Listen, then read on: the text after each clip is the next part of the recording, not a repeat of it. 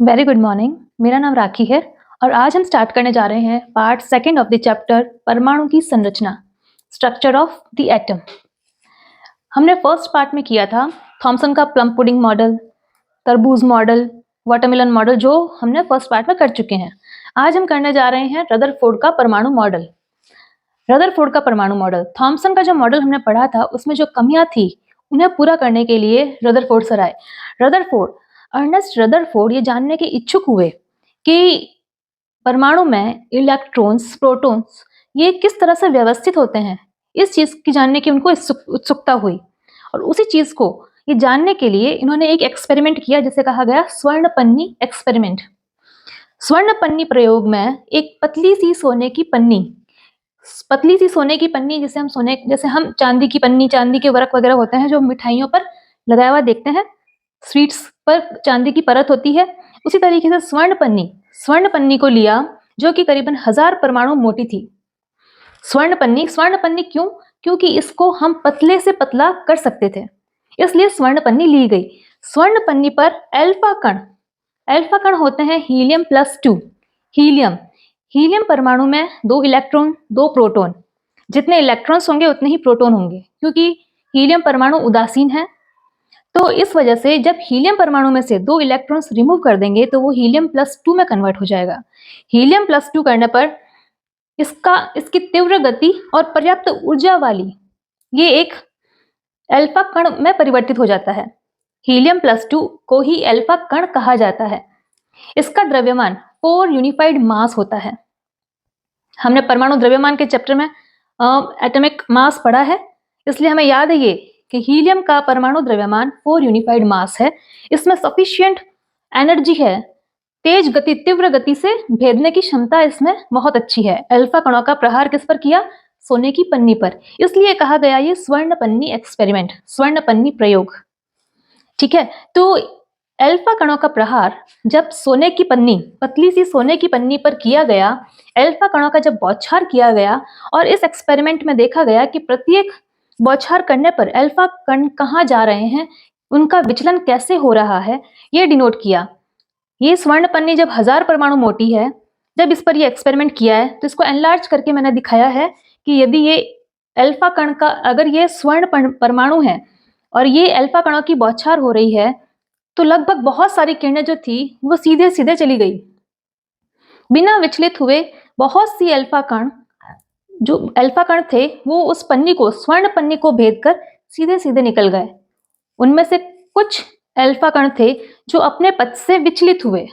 ये देखिए, तेज गति से चल रहे अधिकतर अल्फा कण स्वर्ण पन्नी के सीधे सीधे निकल गए। तेज गति से चल रहे अल्फा कण स्वर्ण पन्नी के सीधे सीधे निकल गए। कुछ अल्फा कण छोटे से कोण से विक्षेपित हुए। इसमें से कुछ अल्फा कण हैं वो छोटे से कोण से विक्षेपित हुए हैं। मैंने इसमें दिखाया है डायग्राम में, अच्छे से देखें। और उन्होंने तीसरी बात क्या नोटिस की, ये आश्चर्यजनक रूप से प्रत्येक 12,000 में से एक अल्फा कण, 12,000 बार जब इसको हमने गोलाबारी की तब उसमें से एक अल्फा कण वापस आ गया। किस तरफ आ गया? जहां से हम अल्फा कणों की बौछार कर रहे हैं उसी तरफ 180 डिग्री से वापस से वो टर्न करके आपके सामने ही आ गया। जैसे कि 15 इंच का तोप का गोला, 15 इंच का तोप का गोला टिश्यू पेपर, पतले से टिश्यू पेपर से टकराकर पुनः आपको ही चोट करे। तो एक बहुत ही आश्चर्यजनक वाली बात रदरफोर्ड सर के सामने आई। तो इन एक्सपेरिमेंट से उन्होंने क्या नतीजा निकाला? इस प्रयोग के आधार पर निम्न परिणाम निकले। फर्स्ट पॉइंट, परमाणु का अधिकतर भाग रिक्त है।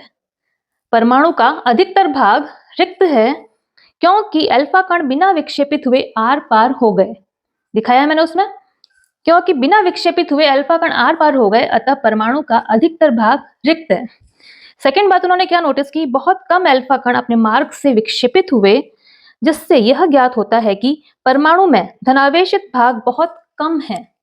बिल्कुल बहुत कम ऐसे अल्फा कण थे जो विक्षेपित हुए हैं हल्के से कोण से। इसका मतलब धनावेशित। अब वो विक्षेपित क्यों हुए हैं? क्योंकि अल्फा कण भी पॉजिटिव, और वो जहां से विक्षेपित हो रहे हैं वहां भी कुछ पॉजिटिव मिला होगा उनको, तो पॉजिटिव में प्रतिकर्षण हुआ, प्रतिकर्षण होने से वो विक्षेपित हुए। तीसरी बात उनको क्या लगी, बहुत कम अल्फा कण 180 डिग्री से विक्षेपित हुए थे जिससे यह संकेत मिला कि परमाणु का संपूर्ण धनावेशित भाग और द्रव्यमान बहुत ही कम आयतन में सीमित है। तो संपूर्ण धनावेशित भाग, ये देख रहे हैं आप केंद्र, ये संपूर्ण धनावेशित भाग बहुत ही कम आयतन में सीमित है। किसके कंपैरिजन? परमाणु के कंपैरिजन।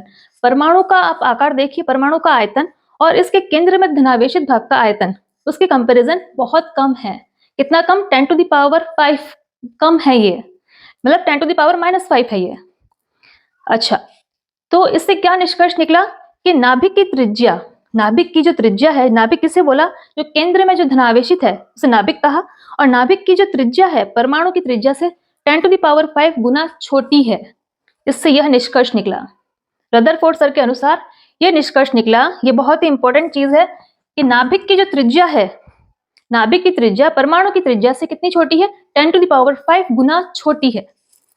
अतः रदरफोर्ड सर का परमाणु का नाभिकीय मॉडल, इसके अनुसार यह है कि धनावेशित केंद्र को नाभिक कहा, जहां से अल्फा कण 180 डिग्री से टकराकर पुनः आपको चोट कर रहे हैं, वो वाली जगह जो केंद्र में है वो है नाभिक। उस धनावेशित भाग को नाभिक कहा, जिसमें संपूर्ण द्रव्यमान होता है। एटम का पूरा मास उस नाभिक में होता है, क्योंकि इलेक्ट्रॉन का मास बहुत कम है उस प्रोटॉन के मास के अकॉर्डिंग, और प्रोटॉन जो सारे हैं पॉजिटिव वो उस नाभिक में है। अतः नाभिक कहाँ है? धनावेश केंद्र में है, और संपूर्ण द्रव्यमान उस नाभिक में है। इलेक्ट्रॉन नाभिक के चारों ओर वर्तुलाकार मार्ग में चक्कर लगाते हैं। इलेक्ट्रॉन्स जो हैं वो नाभिक पॉजिटिव के चारों ओर वर्तुलाकार वृत्ताकार आकार में चक्कर लगाते हैं। नाभिक का आकार परमाणु की तुलना में बहुत ही कम होता है। नाभिक का आकार देख रहे हैं हम, नाभिक का आकार परमाणु के आकार की तुलना में बहुत कम है। कितना कम है? 10⁵ गुना कम है। तो ये चीजें जो थी रदरफोर्ड सर ने दी। अच्छा, रदरफोर्ड सर की भी कुछ कमियां रह गई थी। वो कमियां क्या थी? इस पूरे एक्सपेरिमेंट को बताने के बाद जब और दूसरे वैज्ञानिक आए तो उन्होंने भी कुछ क्वेश्चंस किए कि हाँ, हम समझ गए कि भाई परमाणु ऐसा है कि केंद्र में धनावेश है और चारों ओर इलेक्ट्रॉन्स चक्कर काट रहे हैं। जब कोई चीज चक्कर काटती है तो वो अपनी एनर्जी लॉस करती है, और जब एनर्जी लॉस करती है तो जब इलेक्ट्रॉन्स, परमाणु जो नाभिक के चारों ओर चक्कर काट रहा है इलेक्ट्रॉन, जब वो चक्कर काटते हुए अपनी एनर्जी लॉस करेगा तो लास्ट फाइंड अपने जाकर नाभिक में समा जाता है। क्या ऐसा होता है?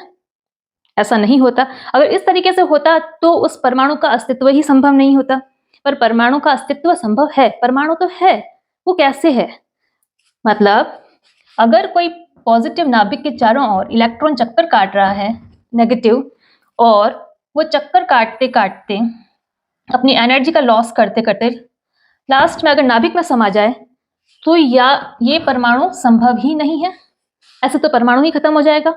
और एक चीज और उन्होंने ये प्रश्न आया इस मॉडल में कि जब इलेक्ट्रॉन घूम रहा है तो लगातार उसकी एनर्जी का लॉस हो रहा है।